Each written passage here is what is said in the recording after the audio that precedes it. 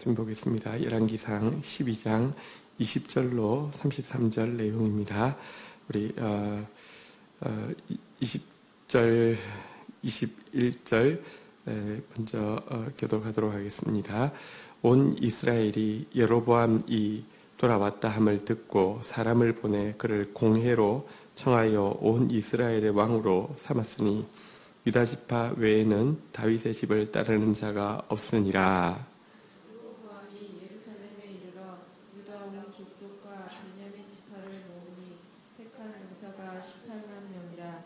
이스라엘 족속과 싸워 나라를 회복하여 솔로몬의 아들 르호보암에게 돌리려 하더니. 네, 어제 이제 르호보암을 에 대해서 너 집이나 다스리라고 하면서 이제 배척했던 내용을 보았는데요. 그것에 그치지 않고 이제 이 일에 여로보암을 이제 왕으로 삼아서 유다 지파를 제외하고는 다 이제 그 나라가 쪼개지는 그런 일이 일어나게 되었습니다. 이런 일이 있으면 당연히 선택할 수 있는 수순은 이제 반역이라고 이제 규정하고 토벌군을 보내는 것이 아주 상식적인 일입니다. 게다가 확실한 거 한 가지는 북쪽은 지금 이제 숫자는 많겠지만 군대가 제대로 이렇게 그 체제를 갖추기에는 아직 시간이 이런 상황이 틀림없습니다. 군대라는 게 그냥 사람만 모인다고 되는 것은 아닙니다. 거기에 반해서 남유다는 토벌군을 모았는데 18만 명이 바로 모였습니다. 이렇게 하면 전쟁은 분명히 승산이 있습니다. 자, 그런데요, 우리가 지금 이제 이 상황이 이제 생겼을 때에 하나님께서 무엇을 원하시는지를 아는 것이 더 중요한데요. 자, 르호보암에게 22절부터 24절까지 한번 교독하도록 하겠습니다. 하나님의 말씀이 하나님의 사람 스마야에게 임하여 이르시되 아들 유다 왕 르호보암과 유다와 베냐민 온 족속과 또 그 남은 백성에게 말하여 이르기를. 같이 읽읍시다. 24절 시작. 여호와의 말씀이 너희는 올라가지 말라. 너희 형제 이스라엘 자손과 싸우지 말고 각기 집으로 돌아가라. 이 일이 나로 말미암아 난 것이라 하셨다 하라 하신지라. 그들이 여호와의 말씀을 듣고 그 말씀을 따라 돌아갔더라. 네, 준비 다 됐는데 스마야라는 하나님의 사람이 하나님의 말씀을 받아서 대언을 하게 되었습니다. 내용은 무엇이냐고 하면 여기 한번 따라하겠습니다. 너희 형제 이스라엘 자손과 싸우지 말고 각기 집으로 돌아가라. 여러분, 군대에 있을 때 느낀 것은 전쟁이 안 나는 게 제일 좋지만요. 여러분, 한번 또 사람들이 모이면 군중심리라는 게 있어서 이렇게 막 전쟁이 안 났으면 좋겠다. 이런 이야기를요, 군대에 있을 때 참 많이 하는 것을 들었습니다. 근데 지금은 그냥 말로만 전쟁이 났으면 좋겠다가 아니라 군대가 모였습니다. 18만 명이. 분위기가 굉장히 이렇게 막 그 호전적인 분위기가 분명히 있었을 터인데요. 스마야라는 하나님의 사람 한 사람 와서 그냥 이야기하기를 형제 이스라엘과 싸우지 말고 집으로 가라 이렇게 이야기했습니다. 이유에 대해서 뭐라고 이야기했냐면 하나님으로 말미암아 난 것이다. 그런데 이 말 한마디 앞에서 왕도 모아놓고 이렇게 해산하기가 정말 부끄럽거든요. 게다가 왕 되자마자 나라에 열지파를 다 잊어버렸으니까 정말 바보스럽게 느껴질 텐데요. 혹은 군인들 역시 여러분들 사실 군부라는 게 힘이 얼마나 있습니까? 칼 가진 사람이 힘이 있습니다. 우리 요즘같이 민주화되어도 군부에서 막 이렇게 엉뚱한 생각을 할 수 있는 게 군인들의 속성일 수 있습니다. 잘못된 군인들의. 그런데 여러분 그때 이미 전쟁을 위해서 18만 명이 모였는데 해산 한마디에 해산한다는 것 정말 쉬운 일 아닙니다. 근데 그 놀라운 것은 이 일 앞에서 르호보암이 해산했습니다. 여호와의 말씀을 듣고 그 말씀을 따라 돌아갔더라. 그냥 또 백성들도 해산했습니다. 성경은 열왕기상뿐 아니라 역대기에 이제 역대하에 보면 병행 본문이 있는데요.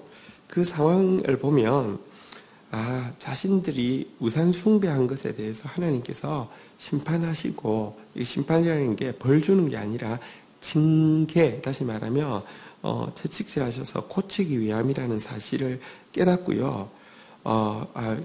우리가 이 아픔을 기점으로 우리가 우상 숭배하면 안 되겠구나, 이렇게 상하게 결론 내리고 돌아가게 되어서 결국 르호보암이 초창기 3년, 즉위하고 3년 동안에 솔로몬 시대의 우상 숭배를 웬만한 것들을 다 없애게 됩니다. 또 이렇게 되니까 나중에 이제 밑에서 좀 자세히 나오는데요. 북이스라엘에서 경건한 사람들이 대다수가 또 다 남유다로 돌아오게 되어서 나라가 쪼개진 거는 비극이지만 나라가 대단히 강성해지고 백성들은 대단히 경건해지는 그런 역사가 일어나게 됩니다. 실패의 자리에 있어도요, 말씀이 들리고 말씀에 순종하고 나아간다고 하면 하나님은 새로운 역사를 이루실 수 있습니다. 그래서 실패의 자리가 하나님 말씀만 있으면 너무 늦은 자리는 절대 없습니다.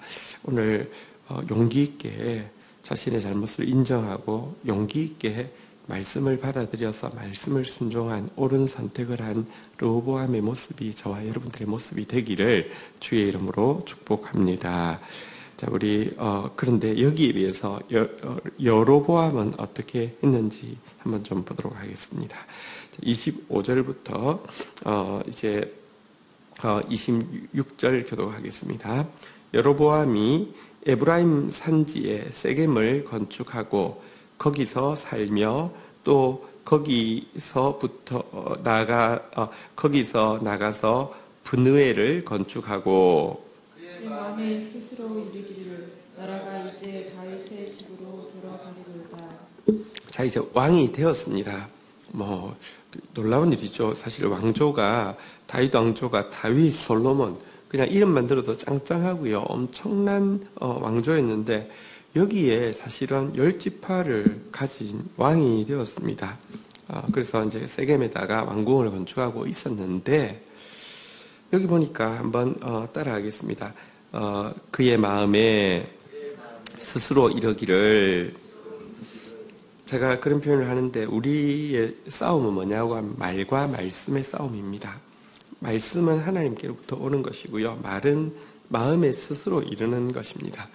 혹은 또 다른 사람의 말이 막 허공을 떠다니는데 그걸 탁 잡아가지고 자기 것 삼아서 이렇게 자기가 되뇌이는 상태를 말이라고 합니다.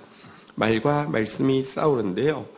왕이 되었음에도 불구하고 생각하기에 마음속에 생각하기에 사람들이 다 다윗에게 돌아갈 거야. 다시 말하면 잠시 왕국이 시작되었지만 금방 망할 거야, 이런 생각이 들었습니다. 이런 염려가 들었습니다. 이런 근심이 들었습니다. 자, 이런 근심에서 출발하니까, 염려에서 출발하니까, 두려움에서 출발하니까 솔루션을 어떻게 제시하는지 한번 좀 보도록 하겠습니다. 지금 이제 그가 염려하는 이유가 무엇인지와 그것에 대한 답이 무엇인지 한번 보겠습니다. 27절은 염려고요. 28절부터 29절은 답입니다. 교독하겠습니다.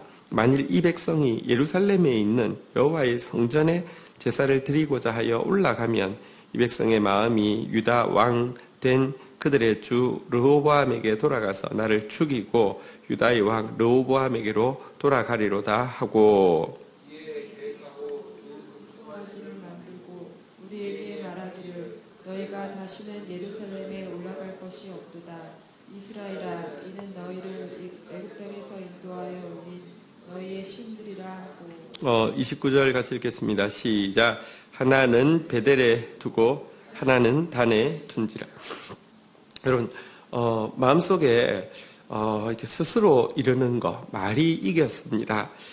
그리고 그 출발은 자기 분명히 죽일 거다. 백성들이 전부 다 유다로 돌아갈 거다.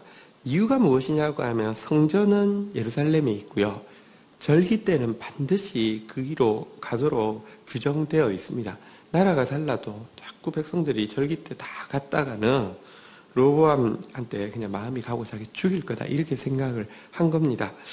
그러면 어떻게 하면 이 문제를 해결할까? 백성들이 절대 못 가게 하면 되겠지. 어떻게 하면 못 가게 할 수 있을까? 그래서 생각한 것이 출애굽을 이 여호와께서 시킨 것 아니고 율법이 이룬 것 아니라 출애굽 때부터 있었던 금송아지 있잖아요. 인간의 마음속에 다 가지고 있는 우상이 금송아지잖아요. 황금 신앙, 돈 준다는 거, 풍요를 준다는 거, 이거를 만드는데 워낙에 한 개만 만들면 되잖아요. 이렇게 예배자를 한 군데 크게 만들고, 근데 그것도 불안하니까 이 북유다의 지경의 제일 끝인 단과 제일 하단이 베델에다 두 군데다 딱 만들어 놓고 분산시켜서 이렇게 사람들이 글로 가게 하면 되겠지. 이렇게 지금 스스로 솔루션을 찾고 있습니다. 자, 30절부터 한번 보도록 하겠습니다. 30절부터 이제 교독하겠습니다. 이 일이 죄가 되었으니 이는 백성들이 단까지 가서 하나에게 경배함이더라. 31절 읽겠습니다. 시작. 또 산당들을 짓고 레위 자손 아닌 보통 백성으로 제사장을 삼고 32절 읽겠습니다. 32절 33절 계속 교독합니다. 여덟째 달 곧 그 달 15째 날로 절기를 정하여 유다의 절기와 비슷하게 하고 제단에 올라가되 베델에서 그와 같이 행하여 그가 만든 송아지에게 제사를 드렸으니 그가 지은 산당에 제사장을 베델에 세웠더라. 그가 자기 마음대로 정한 달 곧 여덟째 달 15째 날로 이스라엘 자손을 위하여 절기를 정하고 베델에 쌓은 제단에 올라가서 여러분, 근데 이스라엘 이 우상 숭배라는 게 얼마나 인간의 본성에 맞느냐고 하면요. 그러면 이제 베델에 가까운 사람들은, 남쪽에 가까운 사람들은 베델에 가서만 제사하고 북쪽에 가까운 사람은 단에 가서만 제사하면 되는데, 이게요, 우상 숭배는 많이 하면 많이 할수록 좋은 거거든요. 그래서 남쪽에 있는 사람들이요, 베델 찍고 나서 또 단에 가서도 제사 드리고 뭐 이럴 정도로 우상 숭배는 대단히 효과가 있었습니다. 실제 단지파 세북단에 가면 지금도 유적이 남아 있는데요. 가보면 와, 되게 심하게 했구나, 이게 확실히 느낌이 납니다. 어쨌든 우상 숭배를 했는데 문제는 우상만 있다고 되는 게 아닙니다. 뭐냐고 하면 제사를 드리려고 하면 제사장이 필요한데, 제사장은 레위지파에서 있는데 그나마 초창기였고 레위지파 사람들 또 아론의 후손들이요, 이건 아니라고 해서 남쪽으로 막 다 내려가 버리는 겁니다. 그러니까 어떻게 했습니까? 일반 백성들로 아무나 돈만 좀 내면, 아니면 아무나 원하면, 제일 처음에는 이제 원했을 것이고 나중에는 이제 돈만 좀 내면 제사장 자리를 주게 되었고요. 또 예배가 이루어지려고 하면 어떤 날이 있어야 되는데요. 이스라엘 백성들이 절기를 지키는데 사실은 유월절보다, 또 이제 사실 그 오순절보다 제일 선호하는 절기가 초막절인데다가, 초막절이 들어있는 그 유대월로 7월에는요, 7월 이제 초막절은 15일부터 시작되어지는데 1일이 나팔절이라는 절기입니다. 그리고 10일이 대속제일이고요. 15일이 초막절. 근데 초막절은 15일부터 21일까지 지키니까 7월 자체가 전부 그 이제 절기의 계절입니다. 아마 그것을 앞두고 이제 급하게 결정을 한 것 같아요. 그래서 의도적으로 날을 8월 15일이 이제 금송아지에게 제사하는 공식 날짜다 해서 또 이제 막 절기들을 비슷하게, 그리고 아예 그렇게 만들어서 이제 하게 되었는데요.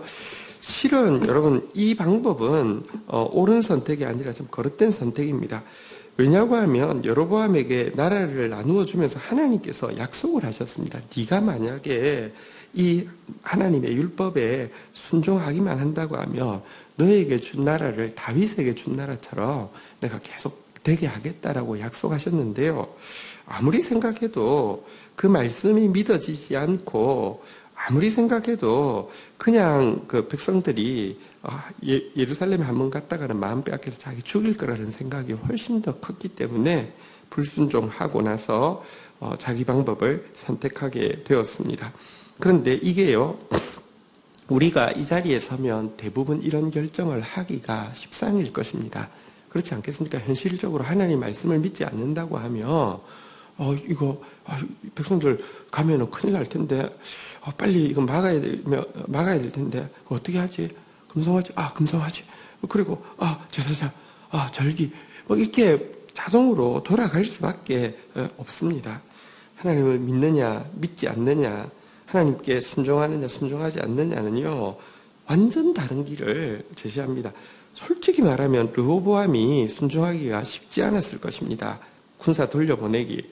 여로보암은 어떤 의미에서 새로 시작할 때 하나님이 분명히 10개 떼서 준다고 하더니 10조각 가지라고 10개 떼서 준다고 하더니 그게 이루어졌을 때 하나님 어쩌면 아직까지 초창기니까 신뢰할 수도 있었을 것입니다. 근데요, 전혀 다른 선택을 하고 있는 모습을 봅니다. 성경에는 죄에 대해서 무엇이라고 이야기하냐고 하면요, 하나님의 말씀을 버리고 자기의 방법을 선택하는 것을 죄라고 합니다. 이것을 어떻게 비유하냐고 하면 생수의 근원은 으로부터 등을 돌리고 물을 저장할 수 없는 터진 물 웅덩이와 같은 것을 이렇게 파는 것이 죄라고 이야기합니다. 우리 자아는 터진 물 웅덩이와 같아서 절대로 판다고 물을 담고 있을 수 없습니다. 그러나 하나님의 말씀은 생수의 근원이어서 끝없이 솟아오르고 그 약속을 반드시 지켜주는 것입니다. 그럼에도 불구하고 지금요, 말을 믿는 건 너무 쉽지만 말씀 믿는 건 너무 어렵습니다. 말에 순종하는 것은 심지어 바보 같은 사람 말에도 잘 순종하는데요, 가장 지혜롭고 가장 사랑이 많고 가장 능력이 많으신 하나님의 말씀 순종하는 것은 너무너무 어려워하는 것이 인간입니다. 오늘 우리 앞에 어쩌면 크게 르호보암의 길을 갈 것이냐, 여로보암의 길을 갈 것이냐 눈앞에 있습니다. 그런데 르호보암의 길은 참 창피스러워 보이고요, 힘들어 보이고요, 바보스러워 보이지만 그 길을 선택할 때 분명히 하나님 역전의 역사가 있었고, 여로보암의 길은 당연해 보이고 어쩌면 이렇게 하는 게 똑똑해 보일지라도요, 그때부터 북이스라엘은 끊임없는 실패와 끊임없는 반역과 끊임없는 피가 이렇게 이어지는 그런 역사가 시작되었습니다. 오늘 이 말씀 붙잡고 르호보암의 길을 가는 하나님의 사람 되게 해달라고, 여로보암의 길을 따르는 사람 되지 않게 해달라고, 이 말씀을 이긴 죄를 용서해 주십시오. 말씀대로 순종하는 길을 가게 하여 주옵소서. 여호와의 말씀을 듣고 그 말씀을 따라 돌아갔더라.